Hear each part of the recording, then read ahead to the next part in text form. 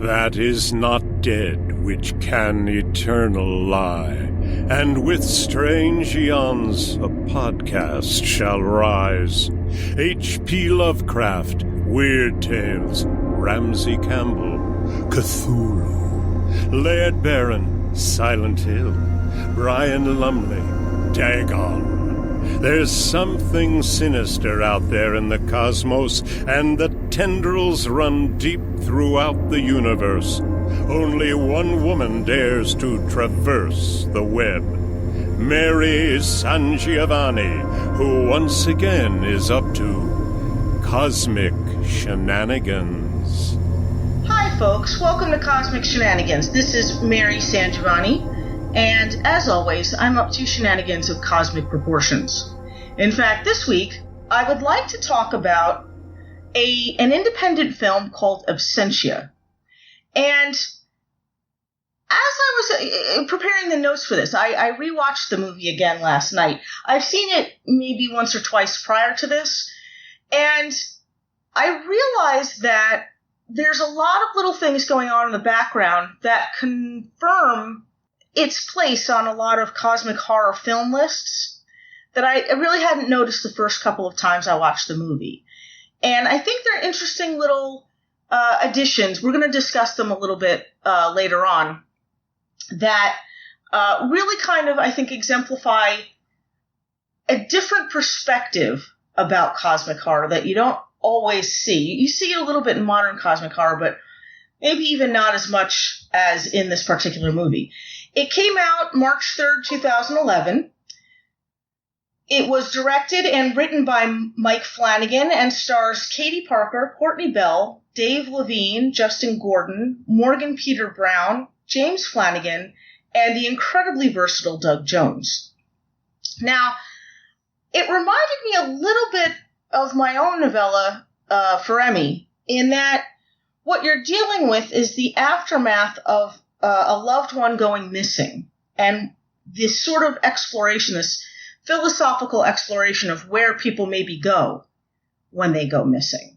And it turns out that there is actually, like in For Emmy, there is a place that many missing people go, which is not the kind of place you'd really want to think of your loved one in. The basic plot is that, and there will be spoilers as we discuss this, so just giving you all a heads up that if you haven't seen this movie, maybe go watch it and then come back and listen to this episode. But in this movie, Tricia is married to Daniel, and 7 years prior to the start of the film, Daniel has gone missing. Now, we're given very little details about how he went missing or where he was last seen, but we get basically from the camera angles and from little side comments that characters make that this particular neighborhood has a bad reputation for people going missing, particularly in or around the area of the tunnel down the street. And tunnels, the idea of tunnels, the underneath bridges, all the places in fairy tales and folklore that were these little pockets of darkness in our own reality. These are the places that this movie kind of focuses on as doorways to an alternate world. What this alternate world is called, we're not really sure. It's only ever referred to once by any kind of name, and the character calls it the underneath, which is a little bit Stranger Things, basically. But when this character is asked where he has been, he says, "I was underneath." So there is a connection, I think, to, perhaps the real and terrifying origins of stories like Three Billy Goat Scruff, or stories about tunnels and bridges and other places, as I said, that have these little pockets of darkness underneath, where they are essentially a bridge or gateway from one place to another. We find that Tricia, because her husband has been missing for so long, is about to declare him dead in absentia. Now, what that means, if you're not familiar with the term, it varies from state to state, anywhere from, I believe, 5 years to 9 years, although the average is about 7 years. If a person is consistently shown to be missing, in that there is no contact with this person for 7 years, there is no evidence of this person having interacted with the world in 7 years, meaning there's no witnesses, no sightings of this person, no one claiming that they have had any kind of interaction with this person, no use of credit or debit cards, okay, no paper trail of this person whatsoever for 7 years, that you can file paperwork to be issued a death certificate for that missing person. That person is then declared dead in absentia. There is no body, but there is significant, I guess, evidence otherwise, circumstantial evidence that would indicate that this person is probably deceased. Now, this whole process is accompanied by a lot of guilt on Tricia's part, because I believe that she really did love her husband when he disappeared. Now, did they have problems? There is the indication that they did. And it is one of those processes, which we're going to discuss later, that is sort of a slow acceptance. Like, it took her years to take his picture down. She still wore her wedding ring, things like that, because there's not really a lot of closure. And I think she did feel a little bit guilty as well, because she had started to move on with the detective who was formerly on her husband's case. And because she's finally willing to accept that maybe he is no longer alive, there is a certain finality to that and a certain closure. And so the evidence of her thinking that perhaps maybe he is somehow trying to contact her, her therapist says is a manifestation of guilt. So we have that basic situation going on. And then we also have the arrival of her sister. Now, the interesting thing about her sister is that it's with this particular character that we see most of the story. Callie, the little sister, she's probably in her 20s, 23 I think they say she is on the precarious edge of recovery from drug addiction, some of these drugs used to cause her to hallucinate things in the past. So this is kind of the twist on insanity in this particular story, that reality, as we have discussed in a number of prior episodes, that reality is not a stable thing, but rather a fluid thing, and that mind-altering substances can essentially alter a person's perspective and perception of reality. The fact that she witnesses certain events cause her to be both the main source of our understanding of these supernatural events, but also cause some friction with the police and with her sister, who believe that these are just further drug-induced hallucinations. The first instance of her witnessing something supernatural, more or less, is that she is jogging. She jogs every morning, and she jogs through the tunnel. During one of these jogs through the tunnel, she comes across Doug Jones' character, who is named Walter. And Walter is basically on the brink of death. He looks awful. He looks dehydrated. He looks starved.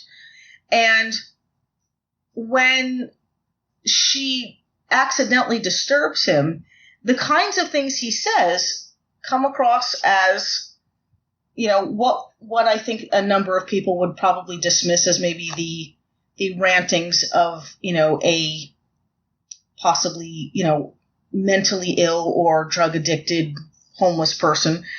He doesn't come across as being a particularly credible source to what's going on. And he seems surprised, first of all, that she can see him, and that the help that he wants is for her to tell his son he's still alive. So none of this really makes sense to Callie. What she does see is that he's got a little collection of trinkets, and what we come to find with these trinkets, the significance of them, is that she is one of the only people in the movie who witnesses the entity in this movie more than once, multiple times, without any initial repercussion. And it is suggested that this is because of a concept of trade. In trading her drug addiction, okay, she has embraced a kind of non-evasive but comforting level of Christianity. You know, she prays every night before she goes to bed. She hangs a little cross by her bed. And she wants to do certain kind Christian things, like feed this homeless guy. She promised him, you know, I'll come back, I'll bring you something, which is what she thinks he's getting at, because he seems to be reaching out to her for something, but it's help he wants, not food. She misunderstands this. And she comes to bring him food. And this initiates this concept of trade now with this entity. We see another young man doing something similar. He leaves a garbage bag at the mouth of this tunnel, like she is leaving food in a Tupperware. She thinks she's leaving food for a homeless man. But as it turns out, she has entered into some kind of trade with the entity of this tunnel.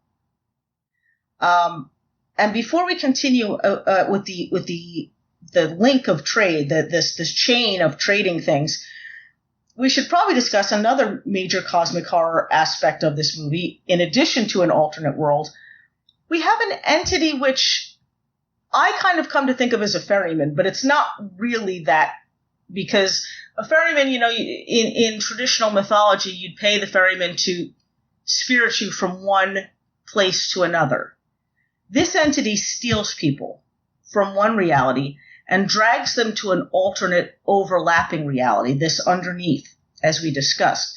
Sometimes it appears to be a sort of humanoid shadow, but it is more often described, and I think more often appears as a almost silverfish-like bug-type entity that is huge. I mean, it's probably the size of like a Doberman or something, or maybe bigger, and is very, very strong, and it moves very, very quickly. And it is this entity from the tunnel, which seems to have some influence, I would say maybe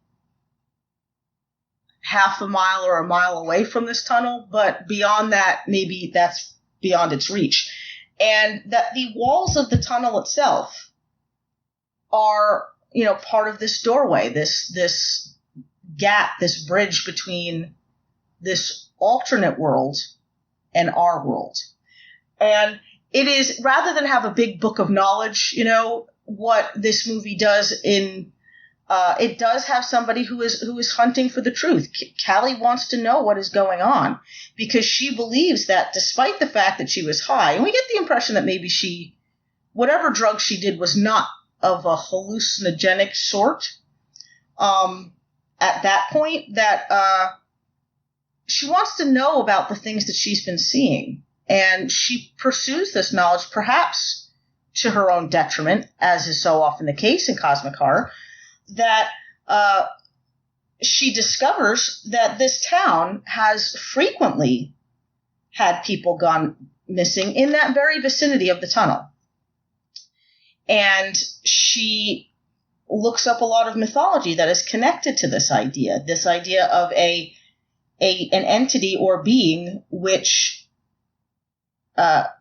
takes people from one place and brings them to another, you know, against their will. She finds on the internet, which is our big book of knowledge in this particular movie, a history of the town where disappearances date back for decades. She finds a lot of stories where the tunnel has worked both ways. It's not just that you go in one end and never come out the other. It's not as consistent as that. It's not as predictable as that. She has gone through this tunnel back and forth, through and through and through, numerous times before she ever even runs into anybody from this alternate dimension. And ultimately has run through it before it ever affects her or anyone else. So how the mechanism of how it works, we are left only to think that has something to do with getting its attention, getting this entity's attention, which is what she is told. That she said, the character says to her, "I wish you hadn't have traded anything, because now you've gotten its attention and it's obsessive." After she left the food, she found trinkets which were linked to a number of missing people, first on her doorstep and then in her bed. When she returns these trinkets, that's when Daniel reappears. Now, Daniel also serves as another interesting twist on the concept of insanity, in that his own sense of time and space and his very understanding of reality itself has been shattered, perhaps beyond repair. He doesn't remember where he's been for 7 years. He doesn't understand some of the things that they're asking him, but he has snippets. When he's reading the 3 billy goats gruff that Callie brought, he says that's not what it looks like. It looks more like a silverfish. And we assume that he's talking about the troll under the bridge that bothers the goats. We see that, he doesn't know how he managed to escape. He doesn't know how he is where he is, but he's there.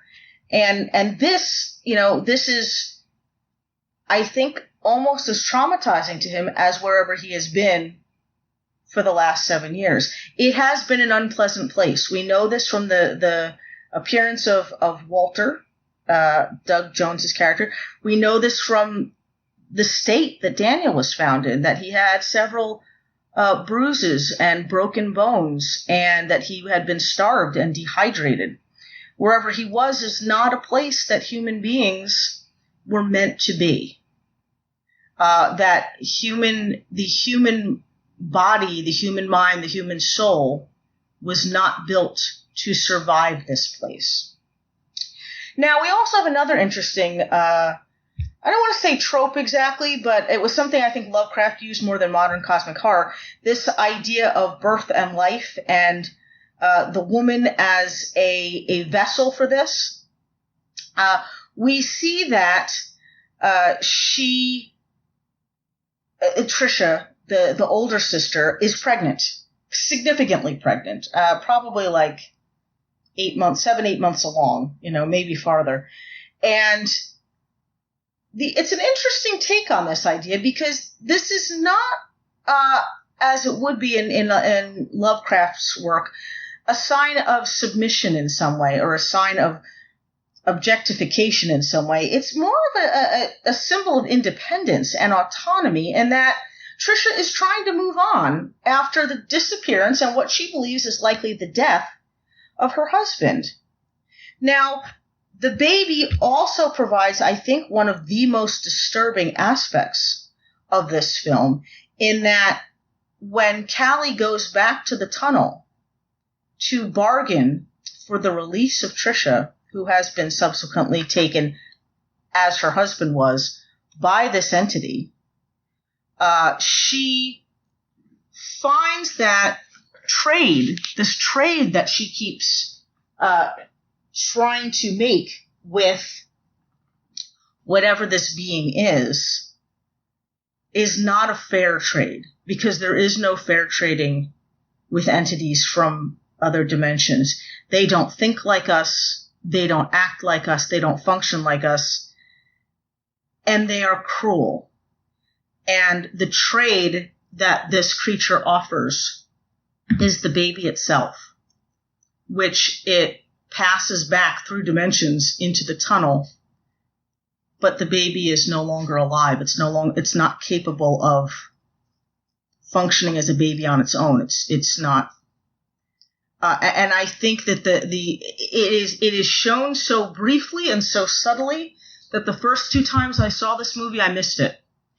And having watched it last night, I realized that there's a profound horror there And it says something about what, in a cosmic horror sense, about what this entity believes of our sense of life.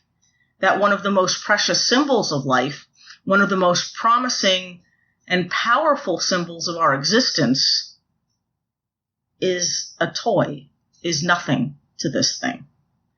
And then we have basically the concept of going missing. And I tried to address this a little bit for Emmy as well.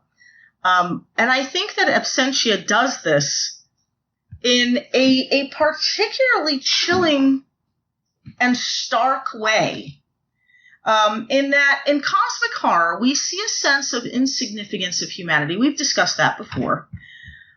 But I think in modern cosmic horror, it's been about reframing the significance of humanity so that we see why human beings might be compelled to go on in the face of things that sort of dwarf our importance in the universe.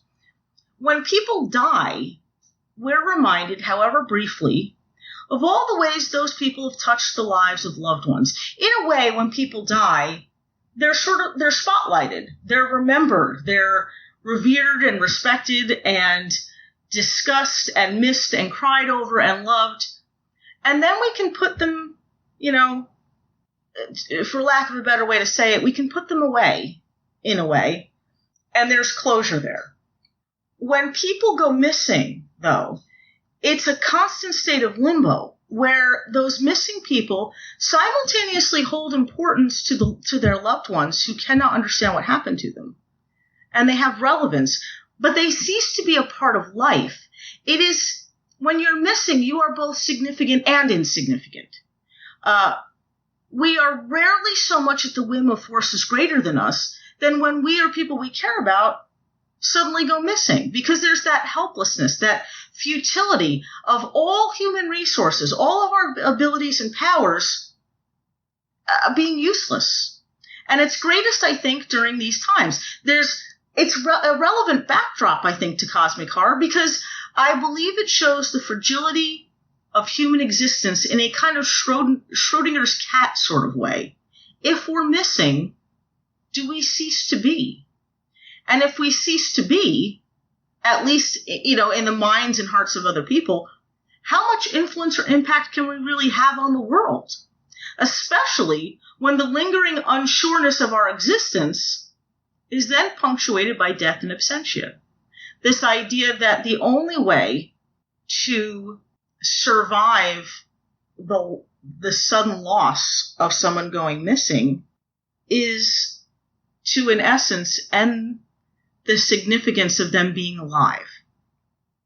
And one of the things that this movie does is that it explores the scenarios that we try to come up with when, God forbid, somebody goes missing. The things that we'd like to believe for people that we care about, like that maybe they bumped their head and got amnesia and then wandered off and developed this whole other life where they're sitting happy and on their porch and watching the sunset.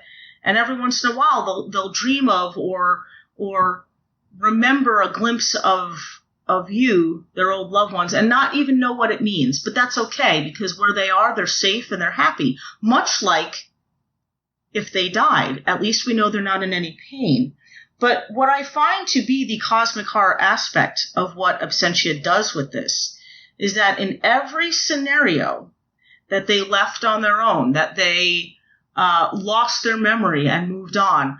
In every case, these possibilities are dismissed, and they're every possibility where the missing have taken some agency in their lives and affected the change themselves. What ultimately all of the characters come to the realization of is that the only likely scenario when somebody goes missing is that person has ceased to be.